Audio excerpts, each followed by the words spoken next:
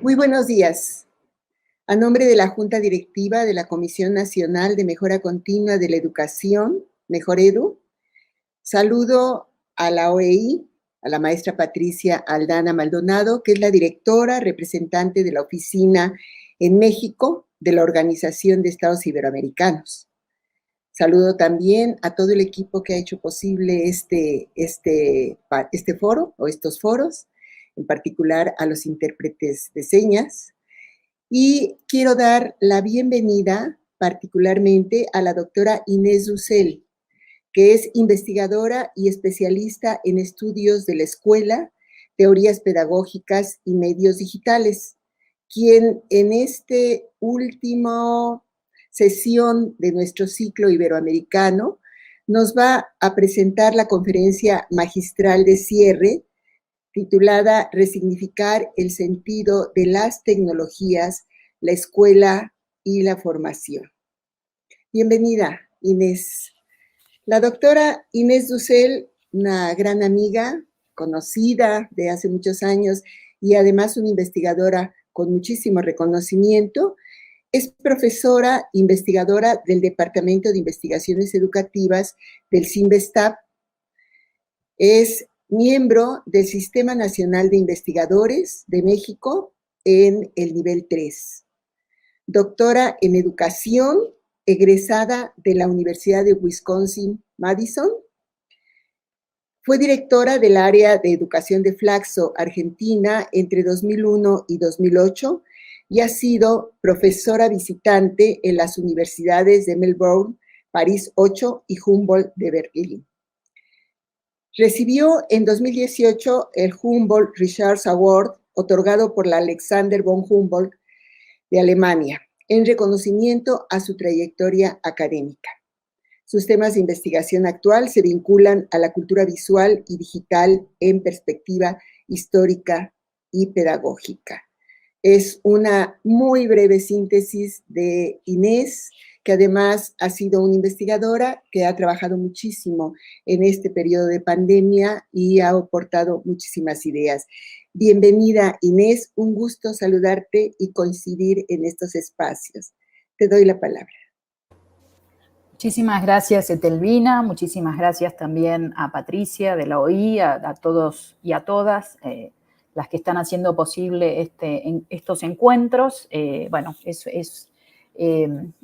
También sería muy lindo poder encontrarnos presencialmente, pero creo que también la pandemia nos ha permitido estos diálogos a través del espacio. Nos comentaban antes de empezar que había gente conectada desde Alaska hasta Argentina, y bueno, y es muy emocionante pensar en estos diálogos que realmente atraviesan el continente y que por cuestiones que nos afectan a todas y a todos. Voy a empezar la presentación. Rodrigo, no sé si ahí la puedes colocar en pantalla para compartir algunas ideas. Ahí va, muy bien. Entonces, con esta idea de la importancia de resignificar los sentidos de la escuela, también de pensar a las tecnologías dentro de la escuela y no solamente como algo exterior, y bueno, qué desafíos se están planteando, qué encrucijadas se plantean hoy para la formación docente. La siguiente, por favor. Entonces, voy a ir muy brevemente por ciertas cuestiones que hemos conversado mucho en la pandemia, pensando qué es lo que esta situación tan extraordinaria que hemos vivido, de unos cierres de establecimientos escolares en todo el mundo. Se calcula que más de 1.000 millones de estudiantes experimentaron, casi, yo creo que el 90% de docentes y estudiantes en el mundo experimentaron casi en simultáneo el cierre de las escuelas. Y ahí tuvimos que poner a prueba muchas de las ideas que teníamos y de los repertorios de práctica que teníamos ya muy establecidos. Para algunos esta situación ha sido un naufragio, una catástrofe. Estoy citando informes, artículos que aparecieron en este tiempo. Para otros es una oportunidad. Yo creo que hay que tratar de pensar, bueno, ya que hacer del defecto virtud, ya que nos ha tocado vivir esto, ¿qué podemos aprender de esta situación? ¿Qué podemos pensar hacia el futuro? y como dice la convocatoria del encuentro, bueno, un paso más allá de la educación remota de emergencia. Hoy estamos empezando a salir con todos los avatares que estamos sufriendo de lo peor de la pandemia. Bueno, ¿en qué medida esto que pasó nos permite ayudar a pensar la escuela, a pensar la formación docente, a pensar nuestro compromiso cívico, público, con la construcción de una sociedad mejor? La siguiente, por favor. Entonces, retomo un meme que circuló muchísimo al comienzo de la pandemia y con esta idea de, bueno, tomando la cita de este cuadro de René Magritte, que es el de la pipa. Esto no es una pipa, y bueno, esta idea de la computadora no es una escuela, y también esta idea de, bueno, aquí no hay escuela, ¿no?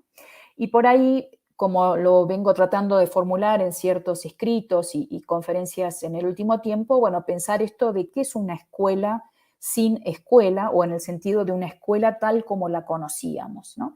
Yo me dedico y me dediqué a la historia de la educación. Sé que la escuela no siempre funcionó en un edificio, no siempre tuvo la apariencia, la forma que toma hoy, y como historiadora también digo, bueno, esta es una forma histórica, la escuela tal como hoy la conocemos, probablemente en el futuro cambie también mucho. ¿Por qué la computadora no puede ser una escuela? O en todo caso, la siguiente, por favor. Quizás la pregunta entonces es, bueno, ¿qué es una escuela? Si esto puede o no ser una escuela depende de una definición de escuela, y quizás la pregunta para mí más interesante es, bueno, ¿en qué condiciones esto podría ser una escuela? Pero de nuevo depende mucho de cómo definamos o cómo pensemos a la escuela como institución social. La siguiente, por favor.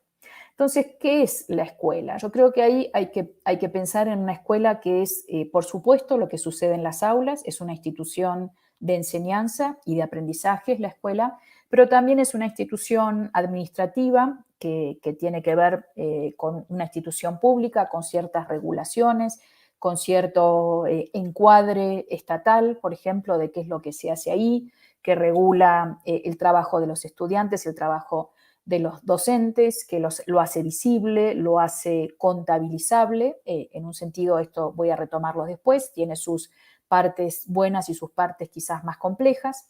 Es una institución laboral, por supuesto, donde yo dije el trabajo de los docentes, pero también de los estudiantes. Es un espacio donde se pasan muchas horas, ¿no? Por lo menos en la escuela presencial. Creo que también hay que recuperar estas otras características más abstractas, podemos llamarlas, y al mismo tiempo también muy tangibles de la escuela como un espacio de encuentro y de construcción de lo común. Aquí podemos retomar a un viejo sociólogo de la educación, Emil Durkheim, con esta idea de la escuela como un espacio de socialización secundaria. En la familia nos enseñan muchas cosas, aprendemos muchas cosas. En la escuela es este espacio donde nos ponemos en contacto con una ley, una norma más amplia, con saberes que están definidos desde otros lugares, más allá de los gustos, intereses de nuestra familia inmediata. En fin, tiene que ver con inscribirnos, acercarnos a una idea de mundo, de sociedad más amplia que nuestro entorno más inmediato. Y me parece finalmente que otro rasgo importante es darnos cuenta de la materialidad, y sobre esto voy a volver mucho en esta conferencia, en relación a la escuela es una conjunción de artefactos o tecnologías, y ahora voy a dar algunos ejemplos, de personas, de saberes o conocimientos, y hay que considerar todos estos aspectos. Para algunas perspectivas de la escuela, yo diría muy abstractas, muy ahistóricas, muy por fuera de la sociedad, hay un encuentro de mentes, ¿no? Pareciera de mentes. Hay un encuentro en el que las mentes se conectan, pero no son simplemente las mentes, ¿no? Y como lo vimos muy claramente en la pandemia, los contextos importan, la disposición de los cuerpos importan, qué es lo que podemos hacer con ciertos artefactos, por ejemplo, el pizarrón, el cuaderno, la copresencia de los compañeros o no, la mirada de los docentes o no. Bueno, todo esto es la escuela. La siguiente, por favor. Pero creo que también tenemos que pensar que la escuela es el aula y es más allá del aula, y acá quería traer muy rápido y muy brevemente algo de lo que vengo trabajando en este último tiempo, que son espacios de la escuela más allá del aula. Y, por ejemplo, el patio, estuve estudiando la historia de los patios escolares, de los baños escolares, como espacios donde se construyen saberes, donde se organizan experiencias. Y entonces, en relación a los patios, en esta imagen se puede ver un diseño de una escuela moderna en los años 30 en Berlín, un momento de mucha radicalidad en las propuestas pedagógicas y políticas. Y la idea, bueno, en este caso es una escuela modelo, podemos llamarla, con un enorme patio, con la idea del patio que antes estaba enclaustrado dentro, digamos, un claustro, ¿no? Adentro de un edificio. Aquí la idea es abrir el patio, que el patio sea un espacio de juego, de descanso, de gimnasia, de reflexión, de jardinería incluso, ¿no? De marcha, de ejercicio. La siguiente, por favor. Aquí hay una imagen también muy bonita tomada por un fotógrafo muy especializado, que tenemos ahí como esa modernidad de las ventanas y la conexión, ese sistema de aula, patio y galería como algo que organiza una experiencia escolar que no pasa solamente por el aula, ¿no? Sino que de nuevo tiene que ver con la construcción de lo público. La siguiente, por favor. En este estudio también estuve mirando algunas experiencias en México y aquí, bueno, todas las escuelas de Juan O'Gorman en los años 30, tenemos esta escuela, una escuela muy interesante, muy bonita también, muy importante, que se construyó en la Portales, en la colonia Portales, en Ciudad de México. La siguiente, por favor. Y aquí vemos la vida del patio unos años después de construida la escuela. Y esta es una foto que me gusta muchísimo porque es precisamente esta idea de la escuela como un centro cívico, ¿no? La escuela como un centro de lo público, de lo común. Aquí tenemos a las maestras leyendo una locución en un acto cívico, pero fíjense ahí atrás en el muro de la escuela, ¿no? Una pierna dentro, una pierna afuera, es como, bueno, la comunidad que entra y que sale. La siguiente, por favor. Y también esta idea de los muros permeables de la escuela, ¿no? Más allá de que los muros estaban, también había una vida comunitaria, una expansión, un derrame de la escuela en múltiples direcciones. También la idea del baile popular y la idea de la fiesta cívica es una idea muy importante y me parece a mí que tenemos que pensar a la escuela también en esta dimensión comunitaria, cívica, ¿no? Que es también probablemente una de las más afectadas por el cierre de los establecimientos escolares, de los edificios. La siguiente, por favor. Entonces, ¿qué pasó con las escuelas en la pandemia? Y yo quiero centrarme en dos grandes argumentos. Uno, pensar, ayudarnos a repensar esto de qué son las tecnologías en la escuela, qué es esta materialidad de lo escolar. A mí me gusta hablar más de esta materialidad que incluye, la siguiente, por favor, espacios, tecnologías, interacciones, ¿no? De nuevo, traer con algunas corrientes contemporáneas, poder pensar esta interacción entre los humanos y los no humanos, esto de el espacio, los saberes, ¿no? Las tecnologías. Y fíjense esta comparación que quiero establecer en esta imagen entre, bueno, una imagen clásica de la escuela moderna de Comenio, el gran pedagogo moravo, que es podemos decir, uno de los grandes fundadores de cómo concebimos la escuela moderna, con esta idea de un pizarrón, niños sentados, bueno, en ese caso todavía no había los pupitres como los conocíamos, ¿no? Pero con una idea de que ahí se organiza con el pizarrón, las mesas, los bancos, las tecnologías de escritura, una cierta interacción en esa aula que está muy centrada en docentes, ¿no? y estudiantes, muy centrada en eso más radial, podemos decir, docente estudiantes, ¿no? Bueno, una ventana que también abre al mundo, una idea de mundo que está ahí afuera, pero un muro que separa, ¿no?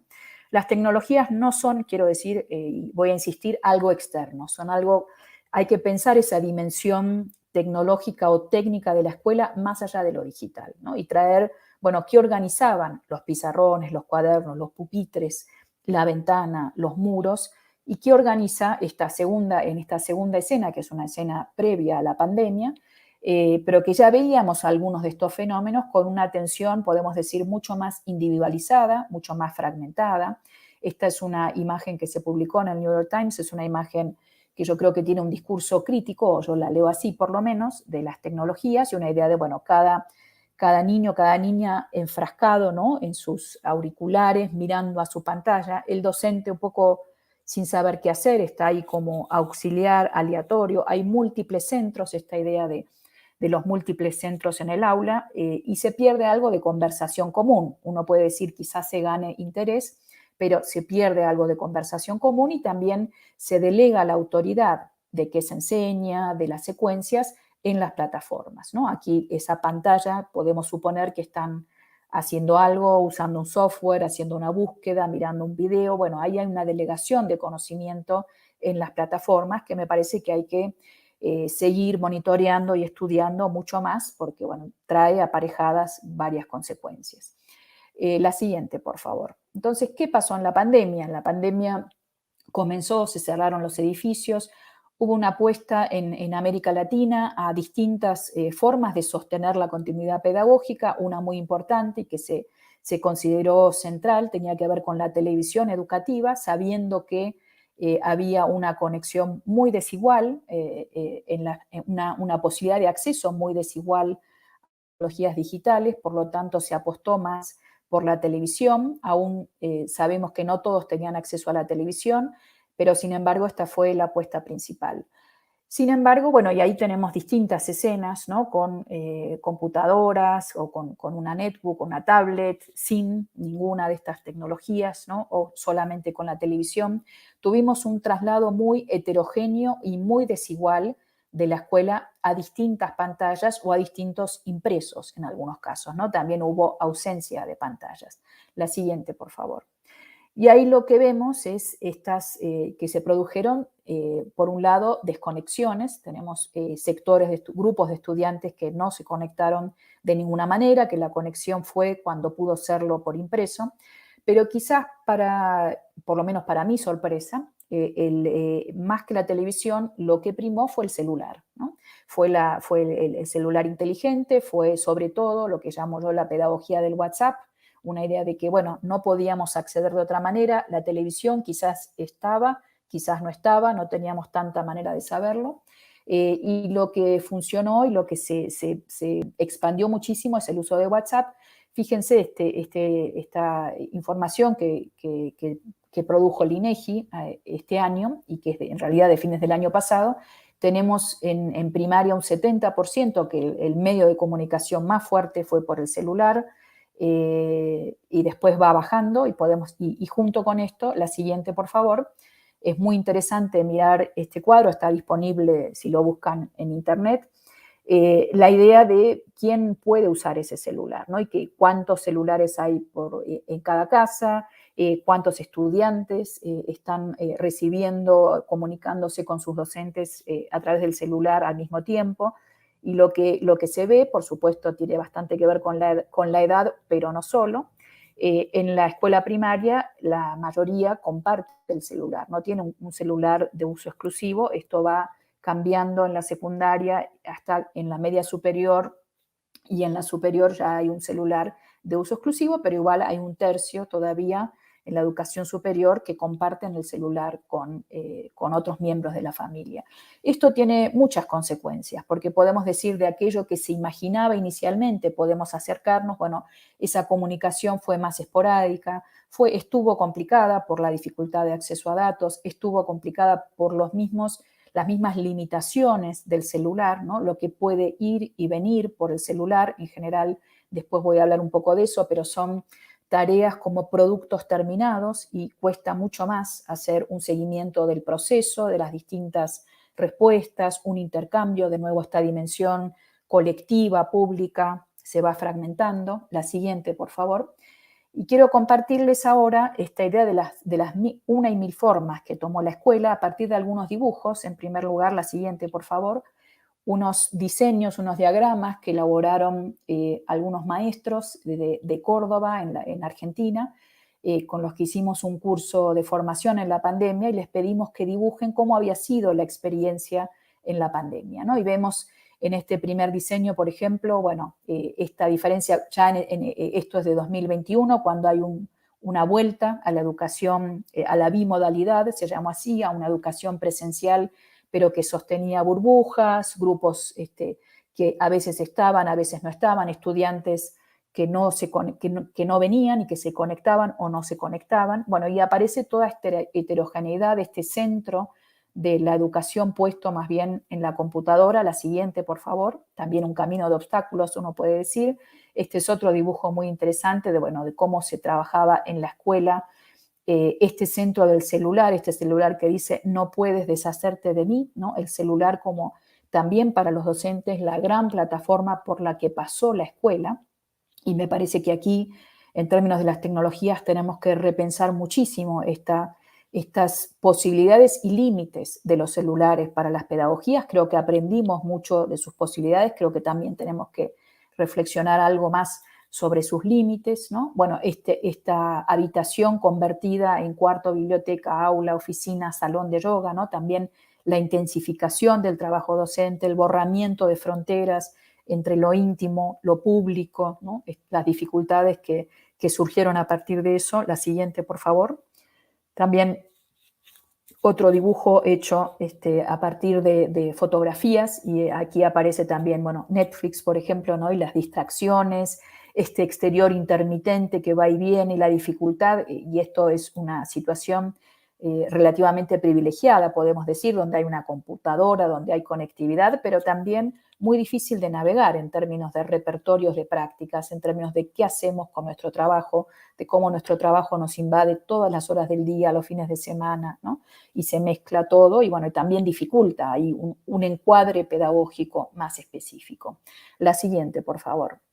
Quiero sumar también un ejercicio, hicimos aquí en México en distintas escuelas, en 18 escuelas de distintas entidades federativas, un ejercicio con estudiantes de primaria y secundaria que hicieran dibujos, así como lo hicieron los docentes, sobre su experiencia escolar en la pandemia. Fíjense, esta niña de Guerrero, esta joven, esta adolescente de Guerrero, el dibujo para mí es muy ilustrativo, muy interesante, se le imponen, ¿no? esta importancia de la libreta, del lápiz, al mismo tiempo también estar suspendida, suelta, no hay piso, no hay techo, ¿no? Hay una cara como de sorpresa o de estupefacción, podríamos decir, ¿no? Una niña atónita, en el cual el lápiz está ahí arriba y no lo agarra, la libreta anda por ahí y es casi tan grande como ella, ¿no? Una idea, uno puede decir, una niña un poco abrumada por esta situación, en mi opinión, ¿no? La siguiente, por favor. Aquí hay otros dibujos también de niños de primaria, muy, muy lindos, muy interesantes. El primer dibujo a la izquierda es este dibujo de madres, hijas, la presencia de las madres acompañando fue fundamental. Hay un solo caso, pero es como unas ventanitas de Zoom, es un dibujo relativamente más alegre, podemos decir, y más acompañado. En general los dibujos son más como los otros dos, solitarios. Los niños y niñas se sintieron muy solos en la pandemia, hay que decirlo. Bueno, está este niño mirando la televisión, no está muy claro si mira algo de Aprende en Casa o mira un dibujo animado. En el otro caso es un niño que ya vuelve a la escuela, pero con barbijo y es un niño de 7 años con una suma compleja que está ahí arriba, que también de alguna manera, ¿no?, le está como cayendo encima. Yo creo que hay que entender ahí esta dificultad que planteó la pandemia, sobre todo en los momentos iniciales de la alfabetización y la introducción y en la secundaria también a pensamientos más complejos. Bueno, los niños y niñas se sintieron también muy solos y muy solas. La siguiente, por favor. Aquí hay otros dibujos de adolescentes también muy interesantes. Bueno, este espacio, podemos decir, también de cierto privilegio, es una escuela en Guerrero, no es nada privilegiada, podemos decir, es una telesecundaria rural. Sin embargo, esta niña que tiene un espacio donde trabajar, que tiene una cama, que tiene una televisión, ¿no? Bueno, está planteando, bueno, ahí también está este espacio doméstico convertido en espacio de trabajo. Y este otro dibujo a la derecha, que es un dibujo muy interesante, es el único caso de los dibujos que recolectamos donde hay algún mundo afuera de la habitación donde trabajan, ¿no? Y este niño que está escribiendo, mirando al campo, mirando a unas casas o un árbol, ¿no? La mayoría de las imágenes son imágenes donde no hay sonrisas, una sola, hay una niña sonriendo, ¿no? Me parece que también es un elemento muy importante. Y ahí quería traer también una reflexión de una maestra de Toluca, de primero de primaria, y ella dice, muy difícilmente los niños se hablan entre ellos, lo que veo es que como que nada más es hacia mí y hacia mí, yo quisiera que entre ellos se hablaran, pero no se ha logrado. en una oportunidad les dije, pues hablen entre ustedes, conozcan a Samantha, conozcan a Saúl, a Mateo, a Alan, conózcanse entre ustedes. Y como que sí les costó, como decir algo y nada más me decían a mí, maestra, es que, ¿qué crees que me pasó? Todo me lo cuentan a mí. Y esto creo que dice, entonces esto sí ha sido complicado, ¿no? Se ubica, casi no se ubican, solamente reconocen las vocecitas. Me parece que estas también son cuestiones que quedan de la pandemia, ¿no? Y que tenemos que pensar, bueno, cómo el espacio escolar, ahora que estamos regresando, es fundamental. Yo creo este regreso en condiciones, por supuesto, seguras, cuidando siempre la seguridad de la vida, pero también creo que tenemos que ser muy conscientes de lo que ha producido la pandemia de encierro, de depresión, de soledad, ¿no?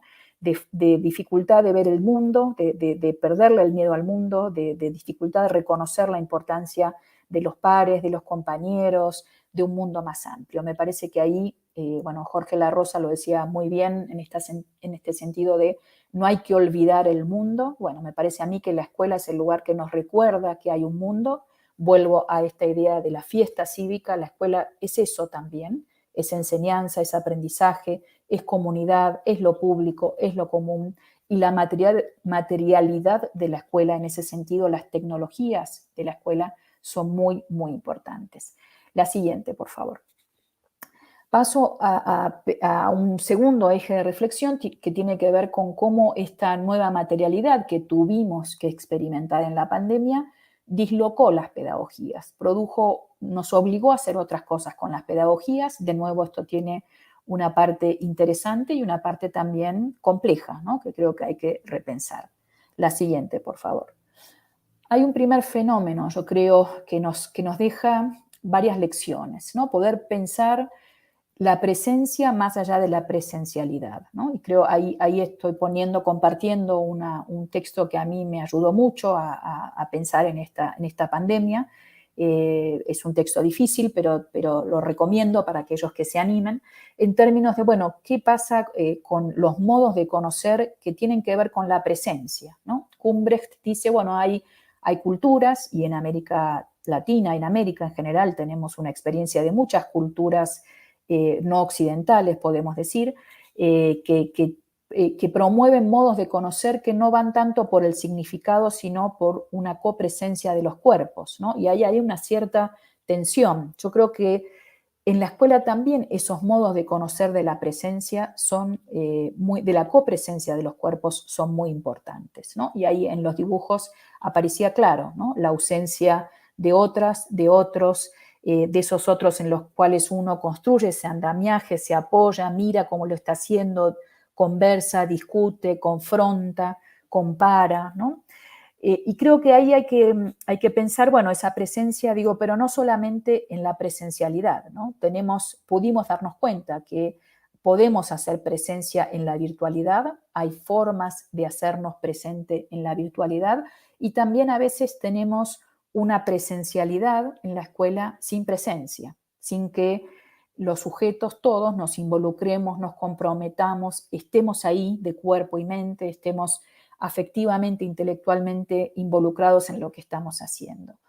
En ese sentido, me parece a mí que esta vuelta, ¿no?, a la escuela presencial tiene que ser una vuelta en la que tenga una pregunta por la presencia efectiva en la presencialidad. ¿Qué se construye, qué no se construye? Y también que pueda haber algo de esa combinación distinta de lo sincrónico y lo asincrónico. La escuela, tal como la conocíamos, apostaba todo a lo sincrónico, pero ahí aprendimos que hay muchos procesos que se dan asincrónicamente, que no son del todo visibles, ¿no? Y que, bueno, que hay que también pensar esas vivencias que se están produciendo en lo asincrónico, cómo las exploramos mejor, cómo les encontramos otra productividad, ¿no? Y cómo hacemos que ese tiempo presencial sea realmente un tiempo de presencia, ¿no? De nuevo, de cuerpos, de mentes, ¿no?, de afectos. La siguiente, por favor. Me parece que también lo que pasó nos hace ver con otra lupa las pedagogías. Me voy a detener un poco más adelante, bueno, pero uno puede decir, bueno, pudimos ver mucho más, se hizo mucho más público las formas de trabajo en el aula, y creo que ahí también aprendimos sobre un modo de pensar el conocimiento, este eje en las tareas, este eje en lo que es visible y no necesariamente en todo ese proceso de aprendizaje involucrado. La siguiente, por favor. También se hizo muy visible una solidaridad, ¿no? No en todos los casos, hay que decir, en algunos casos conozco, por ejemplo, maestras que devolvían tareas porque no tenían los márgenes colocados en azul, en el medio de lo peor de la pandemia, ¿no? Con algunos requisitos que uno puede decir, bueno, no, a mí no me parecen compatibles con una solidaridad necesaria para entender lo mal que la estábamos pasando todos, ¿no? Y cuánto importaba el margen en azul o cuánto importaba, bueno, que finalmente la tarea se entregó y que se pudo hacer y conversar sobre eso, ¿no? Y simplemente devolverla sin preocuparse de todo lo que involucró llegar hasta ahí, ¿no? Pero sí también vimos muchas solidaridades y aquí, por ejemplo, una de las maestras que entrevistamos en esta investigación que refería, bueno, es como todos los acuerdos locales que hubo que hacer, ¿no? Los arreglos, bueno, de una maestra que dice, bueno, yo quería que entren al Zoom, pero veo que no pudieron entrar, entonces arreglé que me manden los trabajos cuando pueden, porque entiendo que esta mamá está trabajando, tienen un solo celular, lo usan para todos los hermanos, ¿no? Etcétera, etcétera. Me parece que también hay que recuperar todas esas redes de solidaridad que se construyeron, que fueron muy, muy importantes. La siguiente, por favor.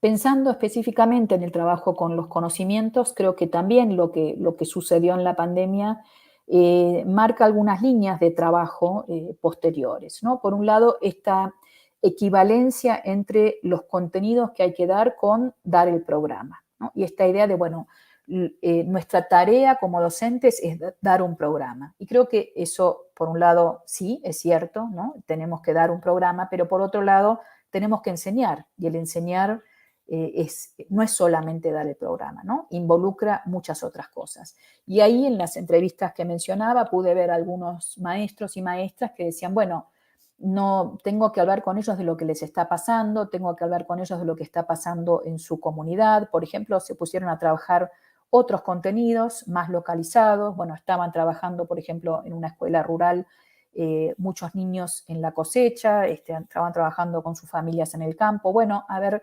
tomemos esos trabajos, hagamos un esquema, por ejemplo, del cultivo del maíz, como en este caso, ¿no?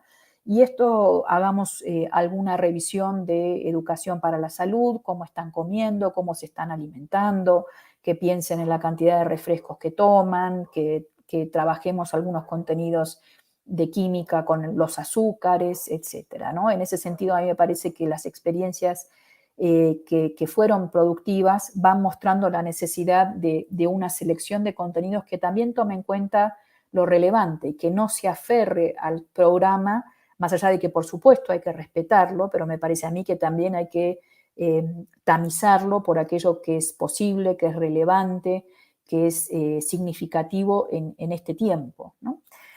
Como decía antes, bueno, hubo menos conversación, hubo menos intercambios. La siguiente, por favor. Y ahí lo que pudo observarse es esta gran centralidad de la tarea. Podemos decir que esto venía de antes de la pandemia, esta idea de que un buen docente, un buen maestro es el que da mucha tarea. Y quizás hay un límite con esto, ¿no? Yo creo que una de las cuestiones que queda para repensar después de la pandemia es qué hacemos con la tarea, qué hacemos con la actividad, qué hacemos con el ejercicio, qué tipo de ejercicios son más productivos, qué tipo de ejercicios no son productivos, se vuelven más bien una demanda burocrática. Fíjense estos relatos de niños, ¿no? De primaria, de telesecundaria, esta idea de, bueno, nos mandan muchas tareas por copia, la tarea como tarea en sí misma, más allá de un contenido, ¿no? Esta estudiante de telesecundaria que dice, bueno, me costó mucho trabajo, ¿no? Fue un reto, incluso muchos estudiantes decían lloraba, ¿no? Me costó mucho adaptarme. ¿Por qué? Porque me mandaban tareas sin tener a la maestra que me explicara presencialmente, dice, sino que ahora tú tenías que entender las explicaciones mediante audio mensajes y hacerla entender. Dice, bueno, sin embargo, ahora me adapté, por supuesto, ¿no? Se adaptaron, pero creo que la escuela en algunas ocasiones, la siguiente, por favor, se redujo un poco a esta idea además de tarea como producto terminado, ¿no? Y aquí retomo, hay Jean Ebrard, quizás algunos de ustedes lo conocen, es un especialista en lectura y escritura, inspector de la educación nacional en Francia, muy interesante, y tiene un trabajo corto, un trabajito, podemos decir, que se llama La lección y el ejercicio, algunas reflexiones sobre la historia de las prácticas de la escolarización. Y Jean Ebrard dice, bueno, en la escuela, y también trabaja ahí las técnicas, ¿no? Y cómo fueron cambiando. Él dice, bueno, el pizarrón en la escuela, en los colegios jesuitas en los siglos XVII, XVIII, estaba la lección oral del maestro y un ejercicio que se hacía, que en general se hacía en una tablilla o en papel, pero el papel era muy caro. Este par que nosotros conocemos del siglo XX empezó a ser posible con el pizarrón, con la difusión del pizarrón como una tecnología. ¿Por qué? Porque se podía hacer un ejercicio, se podía dictar, por ejemplo, y revisar el dictado en el pizarrón, y entonces esto era más económico y además al mismo tiempo corrijo algo para todo el grupo, ¿no? No es ir uno por uno, sino poder modelar y confrontar un resultado en el pizarrón. Hay una tecnología, que es el pizarrón, que organiza otro tipo de interacciones. Y también el cuaderno, cuando el cuaderno se vuelve más barato, cuando la tinta se vuelve más barato, y esto pasa más bien a principios del siglo XX, el ejercicio individual, ¿no? Y este ejercicio en el cual lo que importa, y ahí es el desarrollo de una pedagogía de la autonomía, lo que importa es ese proceso que hacemos, no el resultado terminado. En la escuela primaria, sobre todo, nos importa cómo llegaron a eso y entender la lógica de sus errores y cómo están trabajando y cómo los ayudo, las ayudo a que vayan haciendo otras cosas. Bueno, el problema es que en este contexto de la pandemia, la tarea se redujo muchas veces a ese producto terminado, ¿no? Y más bien, bueno, ocupar el tiempo de los estudiantes y verificar un aprendizaje, a ver qué aprendieron, pero con un aprendizaje que ya no podemos garantizar cómo se está dando. Les damos un contenido, les mandamos un audio, los hacemos ver un programa de televisión, pero no podemos ahí hacer todo el trabajo que hacemos en el aula para ver qué está pasando. Con lo cual, esto, ¿no? La tarea se redujo muchas veces a una evidencia visible de lo visible, que es solo una partecita muy pequeña y que en el fondo, como decía en los relatos anteriores, los niños y niñas se sintieron muy solos en esa resolución, ¿no? Y creo que ahí hay que volver a recuperar toda esta serie, más allá de lección o no lección, no importa, ¿no? Pero una idea de un proceso de trabajo que es un proceso de trabajo mucho más complejo y mucho más largo, ¿no? La siguiente, por favor. Y aquí hay una idea también en esta línea que me ha gustado mucho, que es una lectura que hice ahora en la pandemia respecto a la autonomía. Bueno, si la tarea en este momento está requiriendo tanto de la autonomía, y de hecho muchos estudiantes hablaban de la autonomía en este tiempo, y los docentes también queremos desarrollar más autonomía en los estudiantes, no hay que olvidarse que esa autonomía, como lo dice esta autora, Eloise Durler, ella toma esta imagen para graficar la autonomía.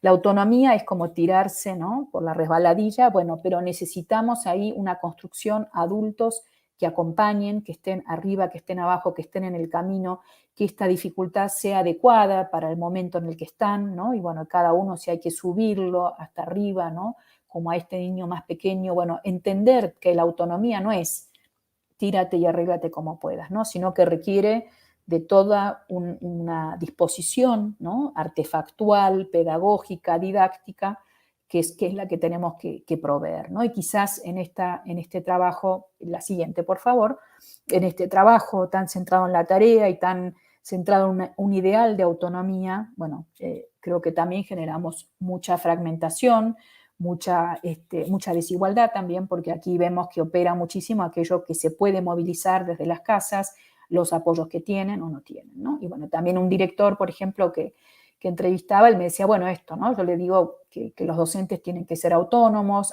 hagan lo que ustedes crean mejor, yo los apoyo, yo asisto, la red de apoyo han sido los docentes, pero hay que decir también que los compañeros, los docentes estuvieron bastante solos en muchos casos, ¿no?, con una idea de autonomía quizás poco trabajada, poco reflexionada. ¿Qué requisitos tiene la autonomía? ¿Qué hay que saber para poder ser autónomo, ¿no?, que se moviliza en esa producción autónoma? No sale de la nada, no es una cuestión mágica, tiene que ver con aquello que tenemos disponibles. Bueno, hay que construir mucho más eso que está disponible. La siguiente, por favor. Y también ahí en los comentarios que hicieron, les pedimos a los estudiantes en la investigación que dijeran, ¿no? Bueno, qué querían para cuando vuelvan las escuelas. Nos sorprendió, o quizás no tanto, muchas demandas de que la escuela sea más amigable, ¿no? En sus formas, en su hospitalidad, en su generosidad, ¿no? De nuevo, quizás no centrarse tanto en esto de los márgenes en color azul. Y acá una adolescente dice, bueno, cuando abran las escuelas con H, me gustaría que cambiemos el hecho de llevar cabello pintado u otros cambios que algunas personas hicieron para sentirse libres y por qué eso no debería afectar lo que estoy aprendiendo, ¿no? Entonces, bueno, digo, así como el tema de que me dejen ir con el cabello pintado, que me dejen más libertad, esta experiencia de la libertad y de mayor autonomía, así como se pudo, me parece que también plantea un desafío a la escuela para que en el regreso haya más espacios de libertad, haya de nuevo más hospitalidad, haya otros espacios para la experimentación, ¿no? Y creo que esto, para algunos decían también mucho, bueno, queremos que esto siga así, que los docentes se preocupen más por nosotros, porque estemos más divertidos, porque la pasemos mejor. Esto fue muy bueno y queremos que esto siga así. Me parece que esto es un elemento también para repensar la escuela en el futuro. La siguiente, por favor. Y con esto voy cerrando. Diría, bueno, como desafíos de la formación docente, quiero señalar, hay muchos, pero quiero señalar 3. La siguiente, por favor. Me parece a mí que hay que tomar como un eje fuerte a la escuela, ¿no? Y vuelvo, bueno, esta es una de las imágenes del primer día del regreso, que es una imagen que me gusta mucho, más allá de la distancia, la sana distancia que estamos guardando, esta idea de que la escuela es también el patio de escuela, es ese convivir en la escuela, como decía antes, no olvidar el mundo de la escuela y la escuela en el mundo, ¿no?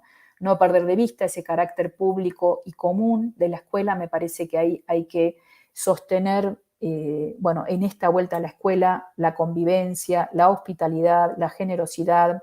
Muchos estudiantes refieren a cuestiones de salud mental, la soledad, la depresión, la ansiedad, el miedo, ¿no? Bueno, me parece que hay que trabajar todos estos temas con una experiencia escolar que no tiene que separar lo afectivo de lo intelectual, ¿no? Sino más bien pensar integralmente esa experiencia escolar en esos saberes curriculares y extracurriculares, por así decirlo. La siguiente, por favor. Pensando específicamente en los saberes escolares, me parece que lo que aprendimos de esos soportes, de esas tecnologías que importan, de esa disposición del aula, no nos tenemos que olvidar. Bueno, ¿qué podemos hacer por el WhatsApp? ¿Qué no podemos hacer por el WhatsApp? ¿Qué necesitamos hacer en el momento, en el espacio-tiempo que nos encontramos? ¿Qué plataformas han sido más útiles? ¿Cuáles han sido menos útiles? ¿Qué permite un cuaderno, por ejemplo, para seguir viendo una progresión de trabajo, para poder hacer visible procesos de aprendizaje que tienen partes visibles e invisibles, pero en todo caso esa secuencia que permite organizar un cuaderno me parece a mí que es muy interesante. Bueno, creo que algunas de estas cuestiones las hemos aprendido y hay que reflexionarlas mucho más y trabajarlas mucho más en la formación docente. Me parece que también tenemos que pensar bien, bueno, los desafíos que se plantean sobre la selección y la adaptación curricular. ¿Cuáles, esto sabíamos que no podíamos enseñar todo? Bueno, ¿qué empieza a mostrarse como más importante, ¿no? Y quizás desplazarnos un poco de esta idea de que la enseñanza tiene que ver con dar el programa. De nuevo, no porque el programa no sea fundamental, es el que nos arma el guión, pero ese no es un objetivo en sí mismo. El objetivo principal es que algo suceda en esa experiencia escolar, de qué se apropian, ¿no? Entonces, cuando digo no quedarse solamente en dar el programa, porque también en las entrevistas aparece, no pude dar todo el programa. Bueno, pero ¿qué sí pudiste hacer? ¿No? ¿Qué pasó con eso? Esas son, me parece a mí, preguntas muy importantes, porque si no, parece que alcanza con que yo lo di y no importa qué pasó del otro lado, ¿no? Me parece que en las elecciones parecen cuestiones muy, muy importantes para pensar en la pospandemia. Y finalmente creo que también quedó muy de relieve, y como señalaba esta maestra de Toluca, ¿no? Que la enseñanza es una enseñanza para todos y para quién. No sé, ahí se me perdió Jolman, espero que no se haya perdido mucho. Ahí estás. La enseñanza, precisamente, yo creo que uno de los desafíos más fuertes del trabajo en el aula es esa calibración o coordinación de una enseñanza para todos y también de una enseñanza que tiene que ser para cada uno, para cada una, ¿no?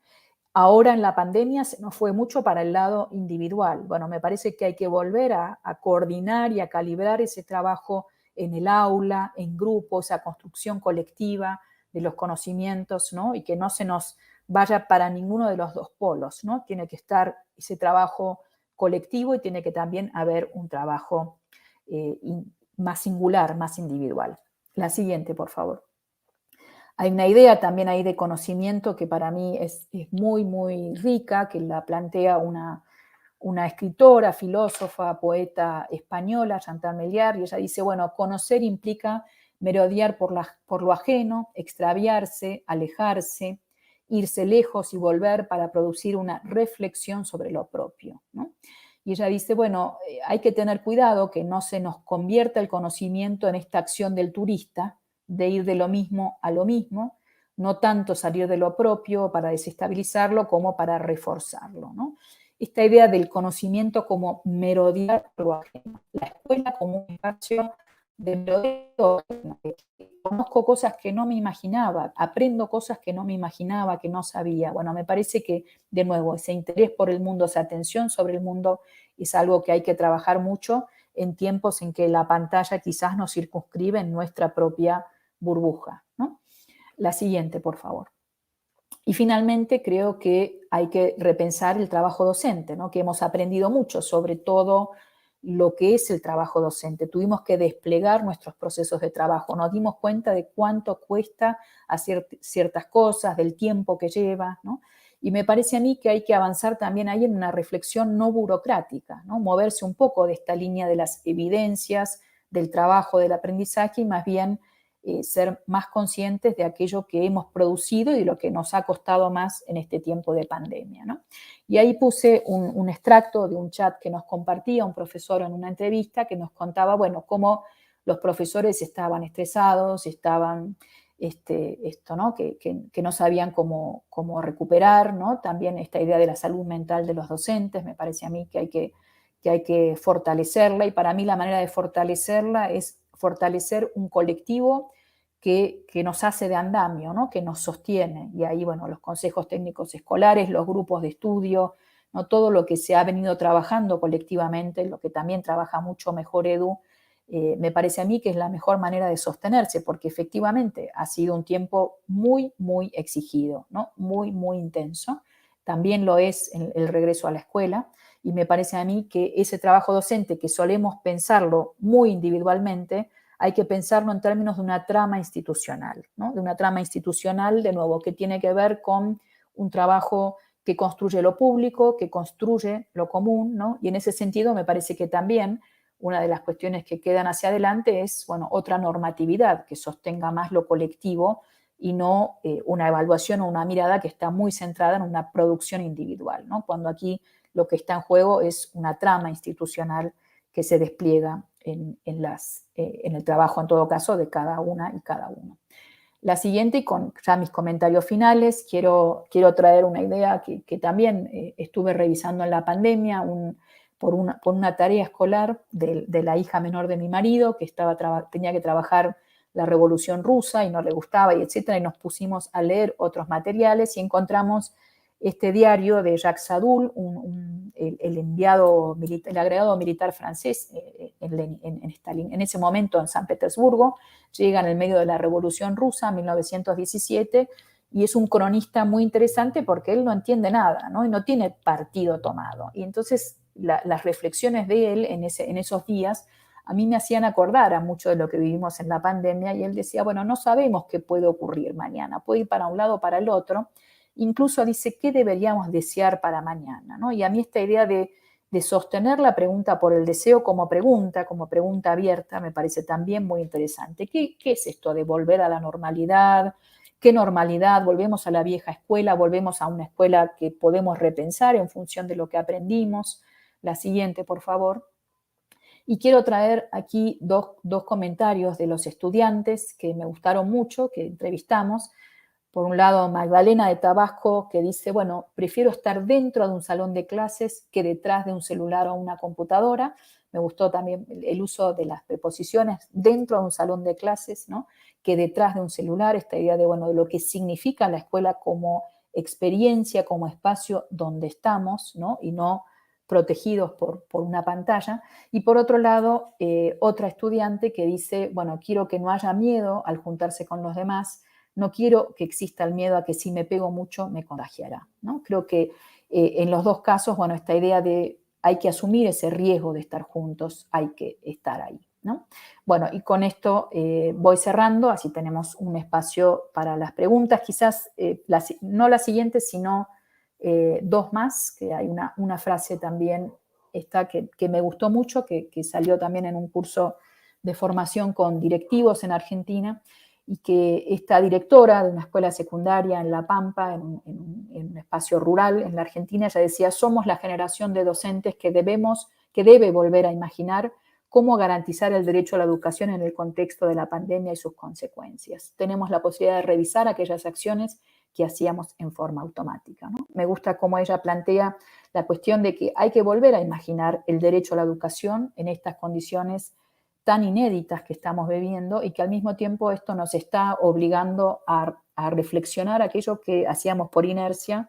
Bueno, esta es una invitación la que nos hace Paula y yo recojo y ojalá que seamos muchos los que tomamos esto que ella dice de, bueno, hay que volver a imaginar muchas cosas, esto es un tiempo difícil, pero también es un tiempo que nos invita a crear, a inventar, y esa me parece que es también una hermosa invitación como docentes que siempre nos gusta inventar y crear. Muchas gracias.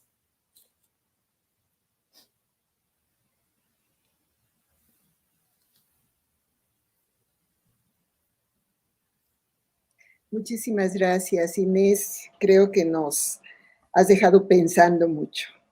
Me encanta estas reflexiones que has venido haciendo, donde surge además el espíritu de una investigadora que se preocupa por la realidad educativa, ¿sí? No solamente desde una cuestión más teórica, sino el acercamiento que has venido teniendo en escuelas, con maestros y con los niños. Esto le da un sentido muy particular al trabajo y a esta reflexión que haces sobre la escuela en momentos de cambio, en cambios en la forma de proceder, pero al mismo tiempo como partes de la configuración histórica de la escuela.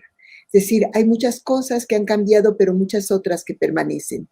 Y esta idea de pensar en la escuela como una construcción social en la cual los seres participan, los maestros participan, los niños participan, los padres de familia participan, pero que también tienen un referente histórico de esta escuela. Una escuela que también, como tú misma lo señalas, tiene un lugar en una construcción cívica, en una construcción social, en una construcción de conocimiento y finalmente en esta idea de sociedad y de una educación. Me parece que esto que nos has estado presentando y que parte de la investigación que has estado haciendo también en confinamiento, y supongo que no tanto, porque, o tal vez a distancia, no sé si ahora ha permitido la posibilidad de hacer investigación etnográfica a distancia con los maestros y con el taller y con los dibujos que mandaron. Bueno, a mí me parece fascinante, ¿no? Creo que es muy importante las reflexiones que nos has dejado. Por un lado, cómo conviven sentimientos de soledad, ¿no? Cómo la autonomía se ha venido fomentando, pero al lado de un acompañamiento, y cómo ha cambiado este proceso de trabajo. Creo que son cosas que tendríamos que reflexionar y pensar que todo lo que hagamos también es parte de esta historia que era la historia de nuestra escuela, pero esta historia de estos 2 años, que como dijera Agnes Heller, hay momentos en la vida cotidiana que nos cambian radicalmente como si hubieran pasado 10 o 20 años. Esta parte, esta pregunta última que señalaste, ¿qué debemos desear para mañana? Creo que es una pregunta clave. que estás tomando de este historiador o de este investigador, bueno, o del alemán que llegó a Alemania, ¿qué debemos desear para mañana? Para mí esta es una pregunta clave que debería de incluir en ello distintas miradas que tú ya nos estás señalando. Por un lado, la mirada de los niños. Esta mirada que, dice la última niña, quiero estar en la escuela. Y efectivamente la soledad ha sido muy difícil. Hay niños que no conocen la escuela, pero no quiero decir solamente niños. Hay jóvenes que no conocen la escuela, los que salieron de preparatoria y que entraron a la universidad no han conocido la escuela, no han conocido Ciudad Universitaria, me decía el otro día una compañera. Maestros que no conocen la escuela en la cual trabajan, jóvenes principiantes que iniciaron su trabajo hace 2 años y que no han estado en la escuela. ¿Qué configuraciones sociales se van formando? ¿Qué aprendizajes han venido construyendo, ¿no? Entonces, ver la mirada de los niños, de los maestros, de los padres, pero una idea fundamental es la que me gustó también de esta maestra argentina, que seguramente lo dirían muchos maestros en México con otras palabras, cómo somos una nueva generación, ¿no? Aquí se dice una nueva generación de docentes, pero creo que también es posible hablar de una nueva generación de niños y cómo de manera conjunta podemos garantizar el derecho a la educación, sobre todo la educación de aquellos que están más marginados. De verdad me encantó tu trabajo, me parece que esta investigación que estás haciendo da para mucho más. Y no quisiera yo aquí agregar más para no llevarme todo el tiempo y dar espacio para que puedas para que pueda participar el público, que este ha sido el sentido de estos encuentros. Hay algunas preguntas, muchas preguntas, y además creo que hay mucho interés. Hay una pregunta que dice, entendiendo que la escuela es más allá del aula, que no es necesariamente el lugar físico, aunque el lugar físico también lo es, ¿verdad? ¿Qué elementos serían indispensables para que exista presencia en el entorno virtual? Esto que tú has señalado también, esta presencialidad que también se fue dando en el entorno virtual. No sé si te las digo todas o vamos una por una, son alrededor de 5. Ok. Quizás vamos una por una y trato de ser breve para tener tiempo para responderlas todas. La cuestión de la presencia en la virtualidad, yo creo que quizás hay que pensar en lo que Perla Selmanovich, y ahí la referí en la diapositiva, después la pueden buscar, tiene un escrito muy lindo que se llama Efectos de presencia en la virtualidad, escrito en 2018, antes de la pandemia, y ella dice a veces, por ejemplo, lo pensaba más en los cursos virtuales, cómo nos dirigimos a los estudiantes, cómo les decimos cómo están, qué están haciendo, estás ahí, pudiste entregar el trabajo, ¿no? ¿Qué opinas? Bueno, esos efectos de presencia que pasan por aquello que quizás en la presencialidad lo hacemos sin pensar, hay que ser muy explícitos en la virtualidad en hacerlos, ¿no? Y en preocuparse. Vimos, por ejemplo, chats, WhatsApp, grupos de WhatsApp de estudiantes en los cuales daban presente los niños y nos sorprendimos, ¿no? Es como, bueno, esta cosa de que necesitaban decir, aquí estoy, ¿no? Aquí estoy. Y de repente empezaban a aparecer, me acuerdo de un adolescente que decía, bueno, no dormí ayer, ¿no? Y entonces empezaba a compartir cómo estaba y esta cuestión de la soledad, la depresión, bueno, y hacer efecto de presencia es todo eso, ¿no? Es hacerle lugar también a estas palabras y no es simplemente entrégame la tarea y no me importa lo que te está pasando, ¿no? Creo que, bueno, han sido muy pocos los docentes que adoptaron esta posición. Por supuesto, es más demandante estar escuchando.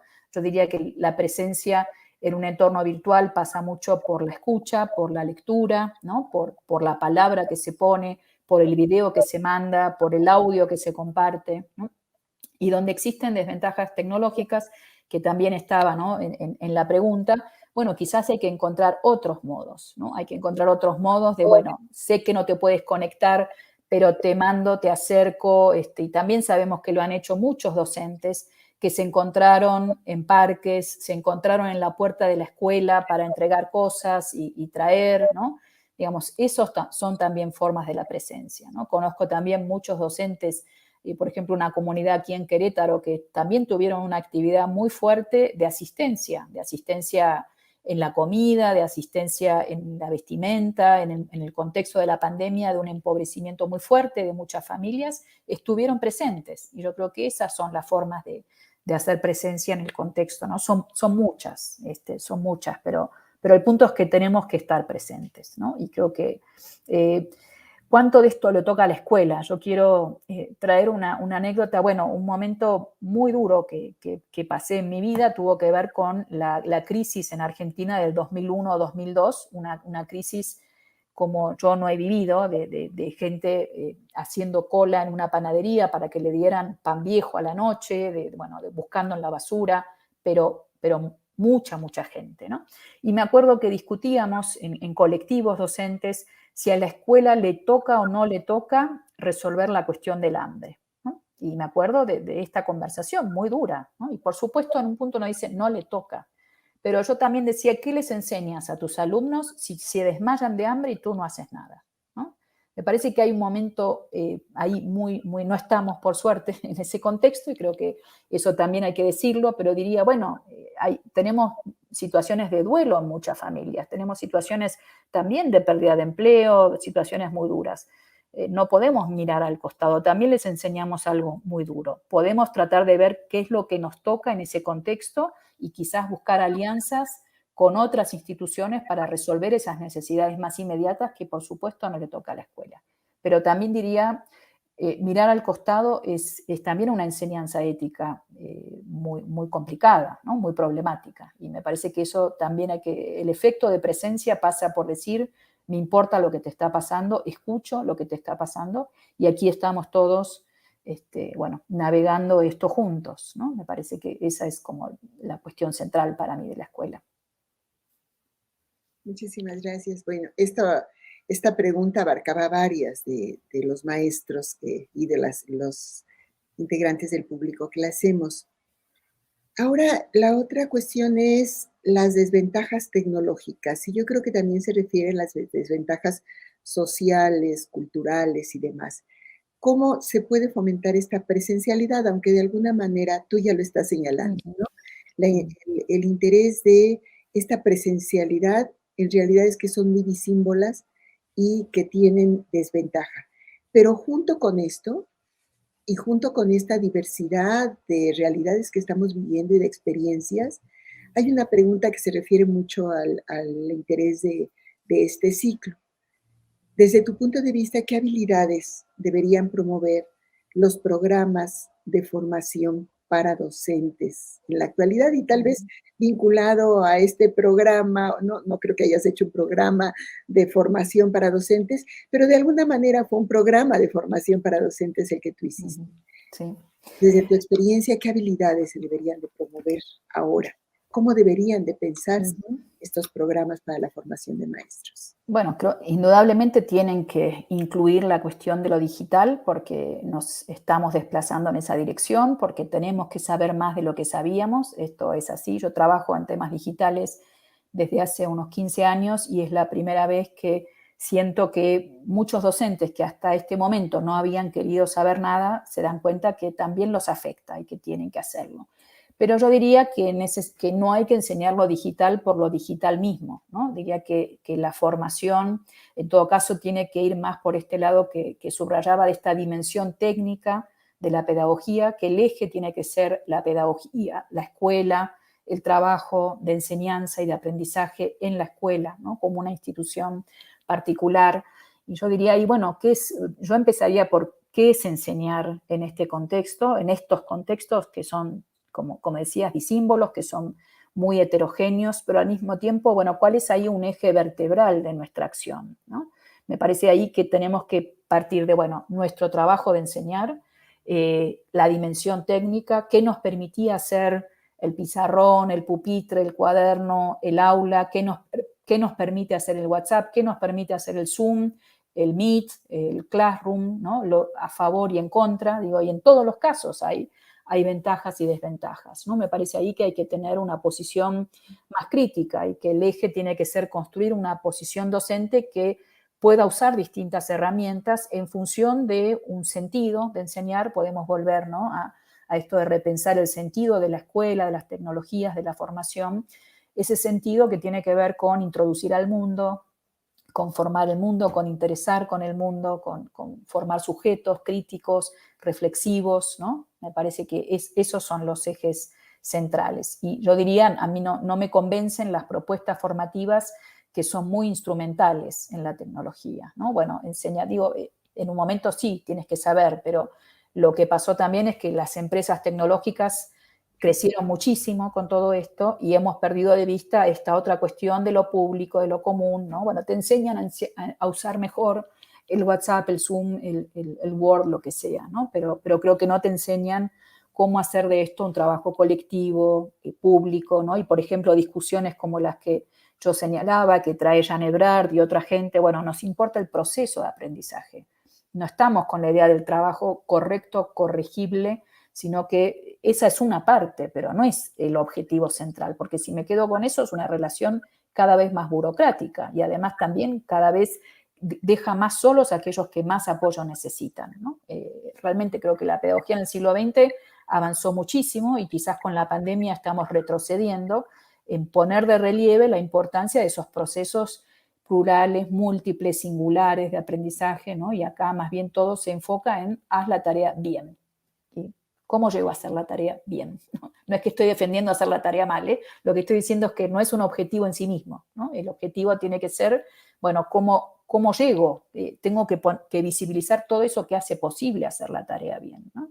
Y además después la tarea no es un fin, de nuevo, hay que discutirla, confrontarla, todo lo que pasaba en el aula, hay que ver cómo lo recreamos. Quizás en 10 años sepamos hacerlo mucho mejor en lo virtual que hoy, seguramente, ¿no? Hemos aprendido mucho y seguiremos aprendiendo.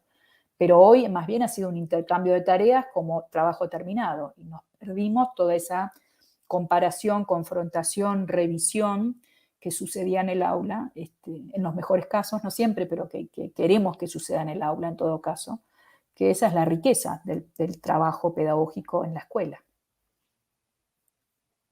Sí, claro, efectivamente. Yo creo que es importante pensar en estas pedagogías que hemos venido construyendo y que no son solamente la cuestión instrumental, porque en ocasiones se pone como separado, ¿no? La tecnología es la solución.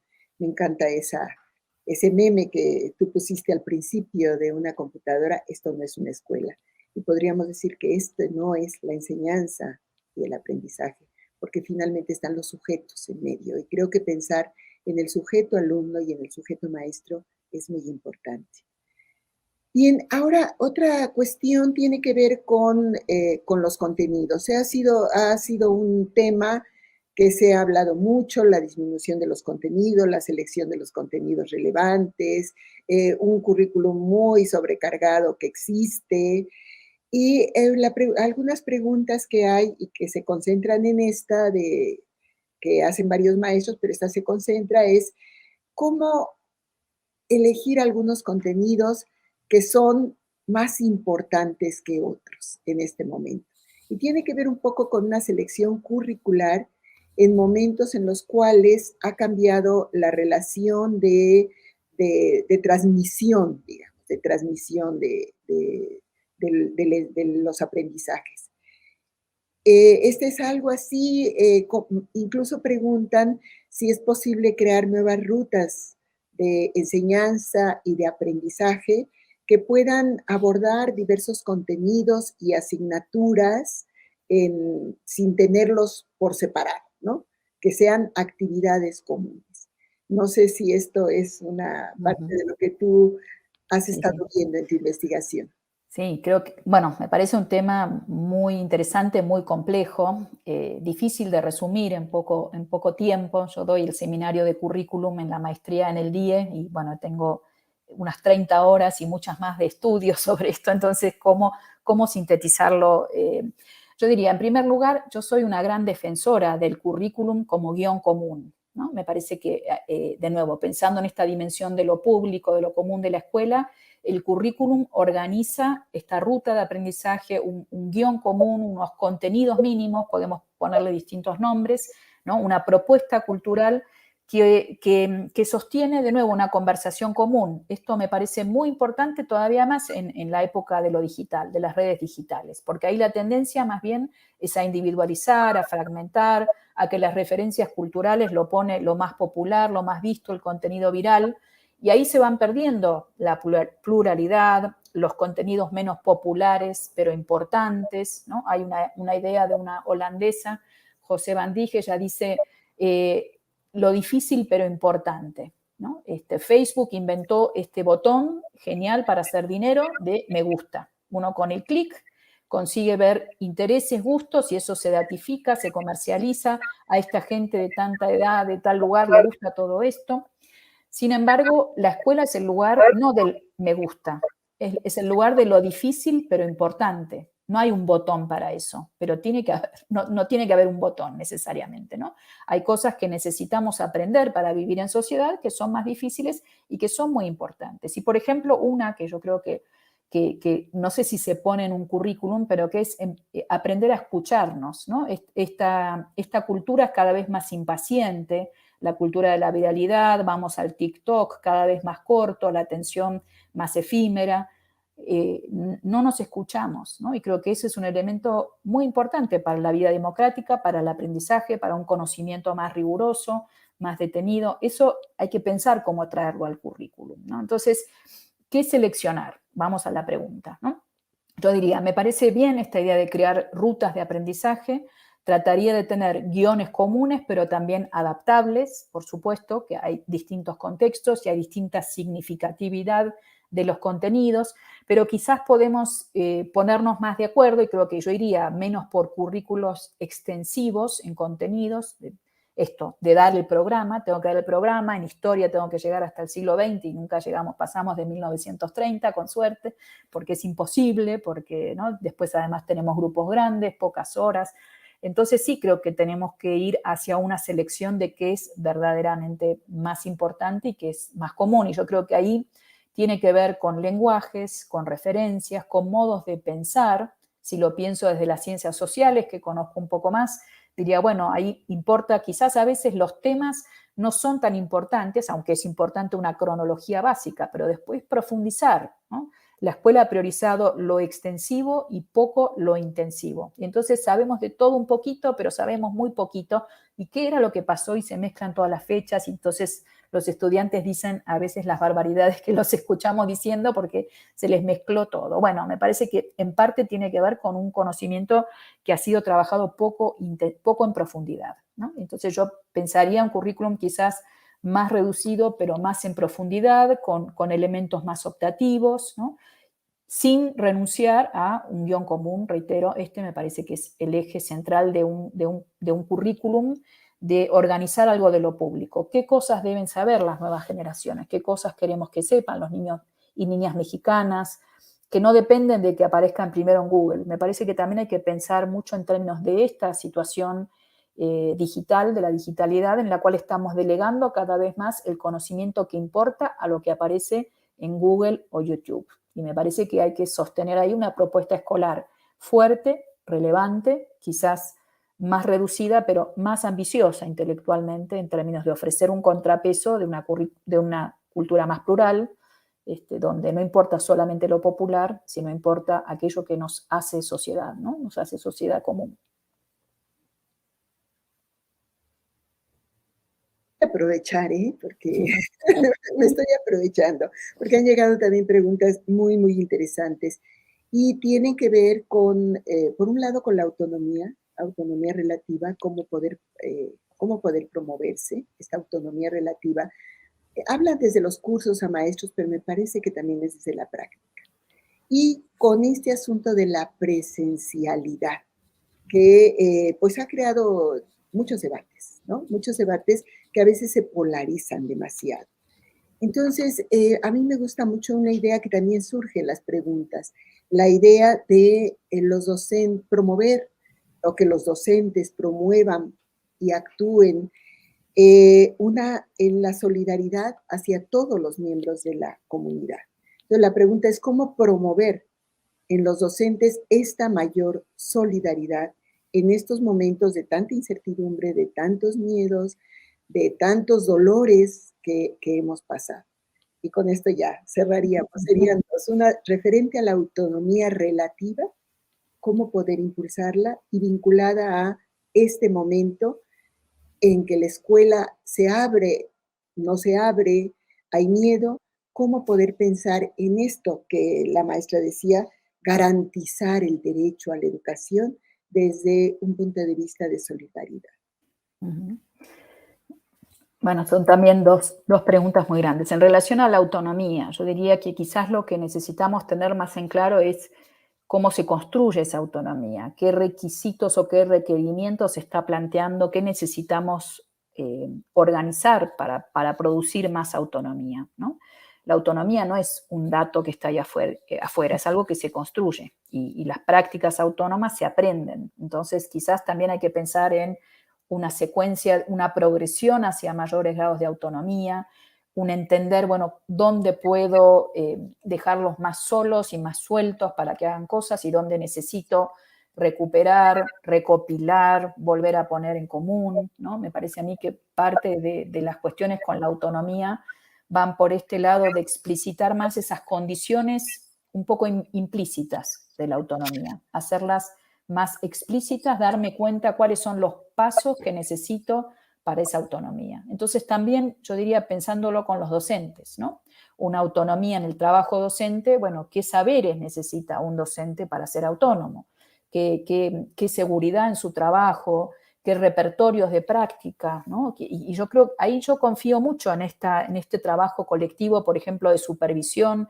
A mí me gustan mucho trabajos que se hacen en otros lugares y aquí se han ensayado en ciertas ocasiones, de dos maestros dando clase, ¿no? Entonces, bueno, también de poder pensar sobre todo en los grupos más difíciles. Conozco el caso de las escuelas en Francia, de las zonas de acción prioritaria, zonas de educación prioritaria se llamaban, y tenían este programa de dos maestros dando clase en los grados más difíciles, ¿no?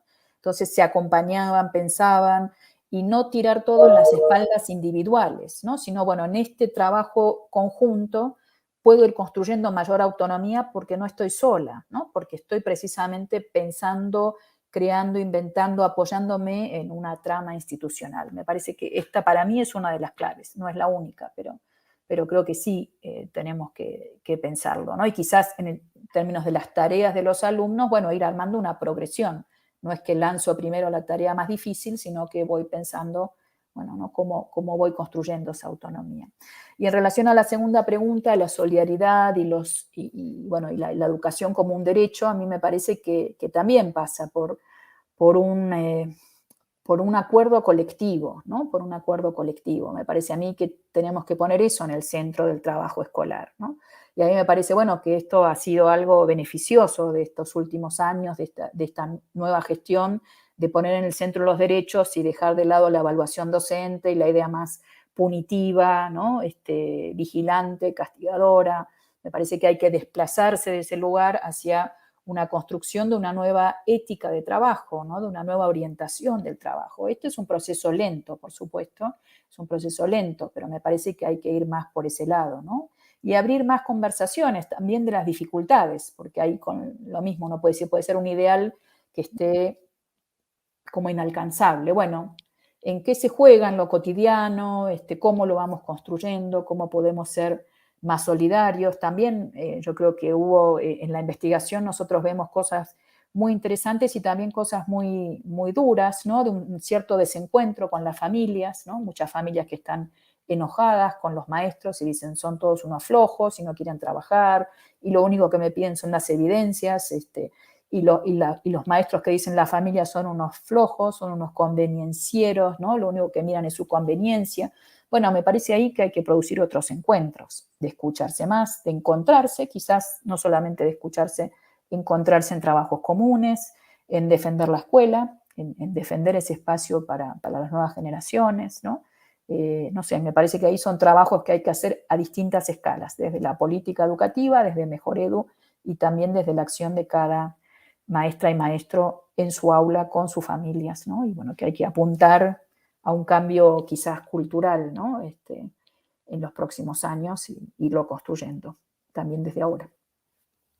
Muchísimas gracias, Inés. Hay muchas más cosas, pero seguramente pues habrá que pensarlas más. No hay respuesta para todo, podríamos decir en este momento, pero sí hay ideas que podemos tomar en cuenta. Pues te quiero agradecer, Inés, esta conferencia que nos ha dejado pensando mucho sobre la práctica de las escuelas, sobre el trabajo de los maestros. Y quiero agradecer también a todos los que han hecho posible este ciclo que hoy concluye. Desde luego a todo el equipo que está detrás y que no se alcanza a ver, tanto de Mejor Edu como el equipo de OEI, porque ha sido un trabajo conjunto. A muchos investigadores que han participado y también maestros que han participado, al público que ha estado aquí de manera permanente, muchísimas gracias.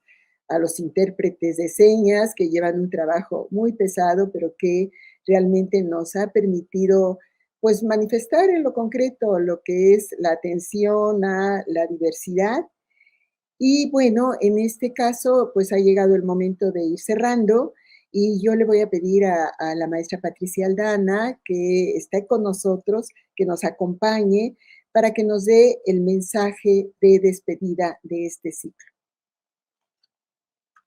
Pati, adelante. Pati es la representante de OEI en México.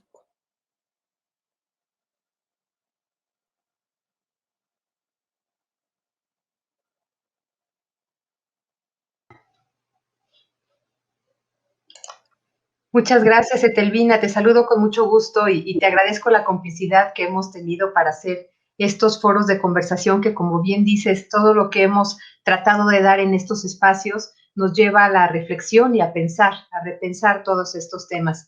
Pues muy buenos días a todas y a todos quienes nos acompañan el día de hoy. Envío un cordial saludo también a la doctora Inés Dussel, quien aceptó nuestra invitación a participar en esta sesión de cierre. La conferencia magistral que nos has brindado ha sido sumamente interesante escuchar tus reflexiones, los relatos de los docentes y los estudiantes, repensando el sentido de la escuela, el papel y las necesidades de los docentes, así como las necesidades de los alumnos. Tenemos mucho camino por recorrer. Muchas gracias, Inés. De igual forma, saludo con mucho gusto a nuestros intérpretes en lengua de señas mexicanas, quienes han hecho de estos espacios virtuales inclusivos para todos y todas quienes se han conectado a lo largo de estos 8 encuentros. El día de hoy damos por concluido una fase de este ciclo de conversatorios que realizamos en conjunto con la Mejor Edu, de la mano de la doctora Etelvina Sandoval y de todo su equipo, que sin lugar a dudas, en conjunto con el equipo de la Oficina de México de la OEI, han realizado un espléndido trabajo para que cada uno de los encuentros tuviera el éxito y el alcance que tuvieron. Justamente es eso lo que buscamos, que esos espacios de diálogo tengan un impacto en la audiencia, que les permita ampliar su forma de ver los contextos y las situaciones por las que estamos atravesando. Pues de esta forma pueden construir nuevas metodologías que permitan mejorar el sistema educativo del país y de la región iberoamericana. Y con ello hacer posible el derecho al acceso a una educación de calidad, una realidad para nuestros niños, niñas y jóvenes. Recordemos que ellas y ellos son nuestro futuro. Cada uno de los encuentros que tuvimos fueron gratificantes. Contamos con la participación de 19 especialistas de la región iberoamericana, quienes tuvieron a bien compartir con nosotros sus reflexiones, metodologías y claves de éxito para que los directivos, docentes, personal educativo, tutores, madres y padres de familia hicieran propias dichas estrategias y además reflexionaran con sus grupos de trabajo y equipos. La importancia que tiene el hacer parte de la escuela a diversos actores y elementos que sumados hacen el proceso de enseñanza-aprendizaje, un espacio incentivador e interesante para los educandos. Como parte de los especialistas que nos acompañaron, recordemos el panel tan especial en el que participaron docentes, directivos, alumnos, madres y padres de familia, donde de viva voz pudimos escuchar e incluso identificamos con ellas y ellos sobre sus expectativas y vivencias por las que han atravesado desde hace un año y medio. En este nuevo modelo de emergencia de educación a distancia, al escucharlos nos ha permitido comprenderlos y con ello buscar trabajar en alianza con diversas instituciones en el diseño de estrategias e iniciativas que permitan generar un cambio en la situación actual y estos apoyos realmente lleguen a las personas que más lo necesitan. En esta época ha sido claro que un trabajo colaborativo es necesario y que al sumar esfuerzos se logran mejores resultados. Uno de los aspectos más gratificantes es ver este espacio virtual de intercambio de ideas que se generaron no solo entre los especialistas y moderadores, sino también entre los asistentes, donde a través del chat y sección de comentarios, entre ustedes intercambiaban sus experiencias, visión e incluso aquellas buenas prácticas que les han permitido continuar con una educación remota de emergencia. De este ciclo de conversatorios, todas y todos hemos llevado aprendizajes y seguro muchos de estos serán aplicados desde nuestro espacio de trabajo. Para la OEI, la educación es un eje primordial de actuación y ejecución de proyectos e iniciativas. Siempre hemos reconocido que en nuestra región es necesario articular apoyos y mecanismos que le permitan al gobierno y demás instituciones privadas y públicas el incidir en políticas educativas. Es por ello que diseñamos diversas acciones que promueven y fortalecen la formación docente e inicial y continua, la cual debe orientarse al desarrollo de competencias clave como las habilidades para el siglo XXI, habilidades socioemocionales, entre otras, que tengan impacto en el aula, en contextos cambiantes y adversos como en el que nos encontramos, pero sobre todo que atienda las necesidades y demandas de los educandos. Entendemos que la labor docente es muy demandante porque tiene una responsabilidad muy grande. De ellas y ellos depende el transmitir estos conocimientos y saberes que les permitan a su alumnado el poder desarrollarse y afrontar los retos tanto personales, académicos y laborales de manera resiliente. Me voy a permitir compartir con ustedes aquellas 5 enseñanzas y reflexiones que personalmente considero debemos tener en el eje de nuestra labor para articular acciones que impacten en nuestros sistemas educativos desde su personal educativo hasta el alumnado. 1. La escuela no es solo un edificio, sino un espacio de diálogo, interacción e intercambio de experiencias y formas de pensar entre directivos, docentes y educandos. Debemos buscar este mismo espacio en nuestros hogares, niñas, niños y jóvenes que ellos extrañan, para los que no han regresado a clases presenciales o extrañaban la escuela, a sus amigos y docentes. Mientras sigamos con la educación a distancia o de manera híbrida, debemos buscar estrategias que permitan que este espacio educativo siga siendo igual de reconfortante, interesante y motivador para el alumnado. 2. Hacer de la tecnología y plataformas digitales nuestro aliado en la práctica educativa. Es claro que desde la formación docente se debe reestructurar de manera que los futuros docentes cuenten con las habilidades digitales que el mundo actual demanda. Es cierto que el último año y medio nos hemos apropiado de la tecnología para hacerla parte de nuestro día a día y para el cuerpo docente ha sido un aspecto fundamental para seguir el contacto con sus alumnos y poder llevar la educación a cada uno de ellos y ellas. No obstante, aún quedan muchos desafíos por afrontar para disminuir la brecha tecnológica, que esta a su vez da paso a una brecha educativa. Sabemos que muchos alumnos se quedaron rezagados debido a la falta de conectividad, acceso a equipo tecnológico y desarrollo en el uso de habilidades digitales. Y por ello, la importancia y urgencia de regresar a las aulas para no permitir este rezago educativo siga incrementándose. Pero debemos reconocer y aceptar que como sociedad estamos avanzando e incluso en muchos países se está apostando por una educación totalmente a distancia o híbrida. Sin embargo, en nuestra región, para que esto sea una realidad, debe verse reflejado en políticas públicas que permitan reconstruir el sistema educativo e incorporen el uso de herramientas digitales como un elemento indispensable para la práctica de enseñanza-aprendizaje. 3.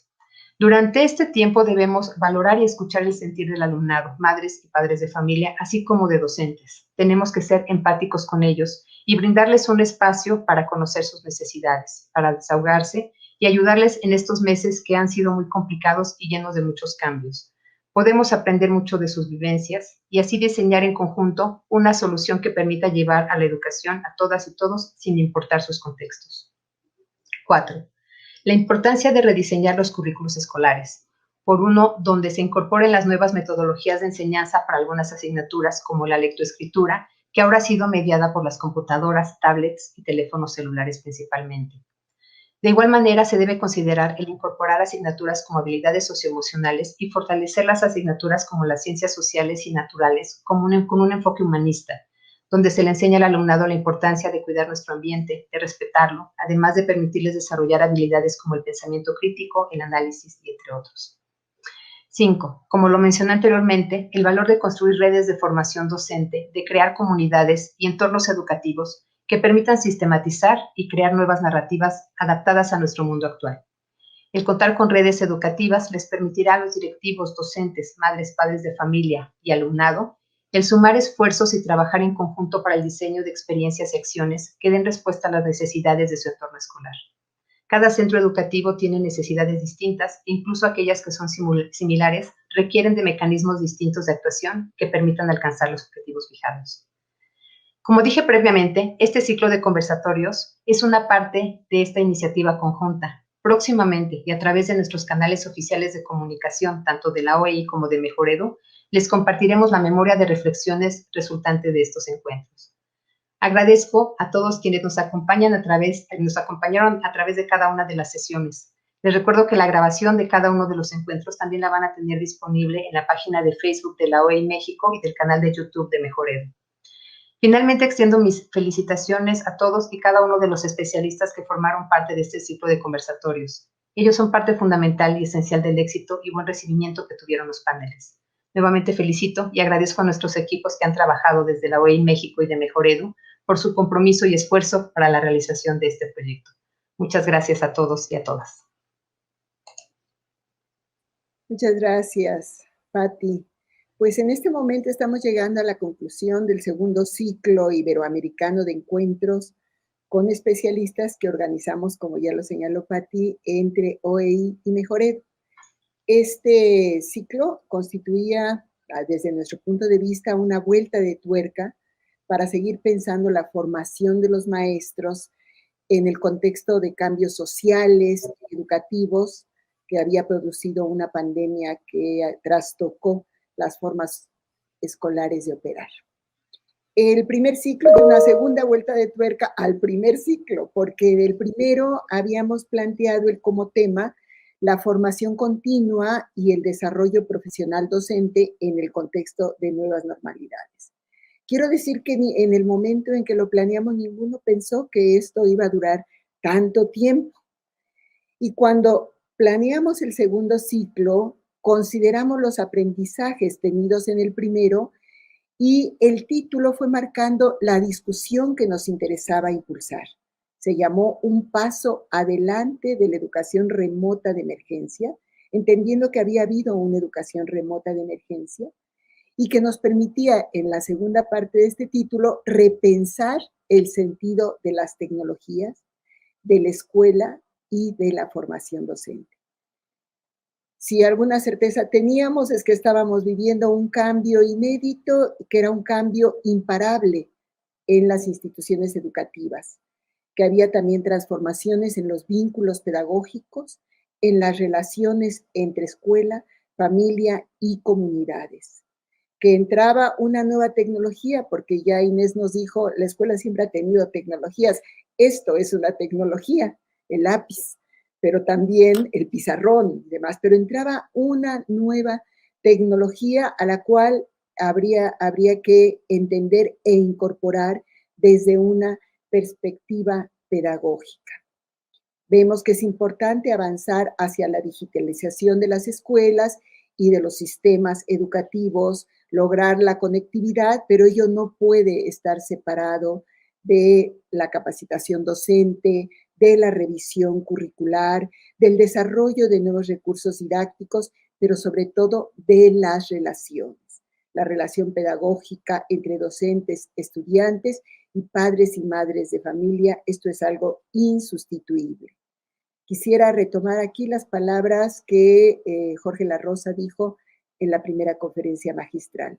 La escuela debe seguir siendo un espacio de diálogo. Un espacio de diálogo, aunque sus formas cambien, porque los sujetos, los lenguajes y las formas de intercambiar ideas, opiniones y materialidades también lo estuvieron haciendo. En ese sentido, tenemos que repensar este diálogo. El diálogo posible de impulsar en las escuelas y abrirla a nuevas modalidades sin pensar y sin reificar esa nueva tecnología que ahora se nos quiere vender. Es importante incorporarlo a las prácticas pedagógicas. Creo que hemos tenido nuevos aprendizajes, ya no quiero profundizar más en esto, que me parece que Inés lo sintetizó, pero sí quiero rescatar una idea que estuvo presente. Sin presencia física, sin diálogo ni socialización, la escuela no existe. Es decir, la escuela es presencial o no es, aunque la presencialidad asuma diversas formas. A una distancia puede haber una presencialidad porque están los sujetos intercambiando ideas, intercambiando emociones. Y este es un reto que todos tenemos. También en este segundo ciclo invitamos a maestros para que dieran sus puntos de vista. Creo que este fue un toque que distinguió, además de todos los especialistas a los que Patti ya agradeció. Y sería muy difícil referirme a todos y cada una de las valiosas aportaciones que se tuvieron durante estos encuentros. Pero sí creo importante destacar primero el trabajo colaborativo entre OEI Mejoredu, plantear que la comisión ha estado propiciando la reflexión de estos aspectos relevantes en el momento actual en que estamos viviendo, pero también ha incorporado una serie de elementos que nos permiten pensar en la formación de maestros, una formación distinta que tiene ahora un lugar especial. Gracias por ser cómplice, la OEI, gracias Inés, gracias a todos los que estuvieron. Es importante destacar que en este segundo encuentro contamos con la participación, creo que ya lo dijo Patti, de 18 expertos en educación, muy iberoamericano, España, Argentina, Colombia, Costa Rica, Uruguay, Chile y México, voces de los propios actores educativos, también que mucha gente lo vio, ya sea de manera sincrónica o asincrónica, aprendí esa palabrita de asincrónico, porque no es en vivo y en muerto, sino es sincrónico y es asincrónico. Entonces, lo vieron muchísimas gentes. En total, podríamos decir que las 7 transmisiones, a partir de un corte que se hizo el 6 de septiembre, tuvo un total de 88,322 visualizaciones. También que estas quedan en la plataforma de YouTube, que hemos ampliado nuestra comunidad de suscriptores en YouTube y que ha venido siendo creciente el interés. En ese sentido, agradezco a los maestros, perdonen, pero dentro un sonidito aquí extraño que me dijeron que tenía que... Es un telefonito que me está llegando aquí. Bueno,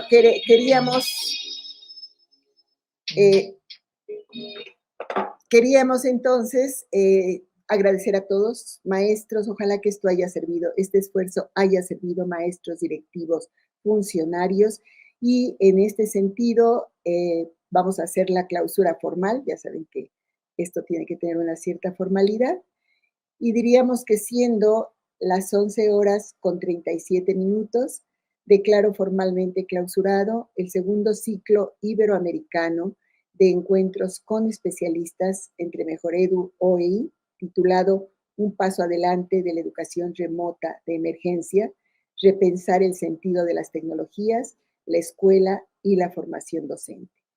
Deseando que las reflexiones aquí vertidas nos acompañen en nuestras tareas y en los retos institucionales que tenemos por delante. Muchísimas gracias.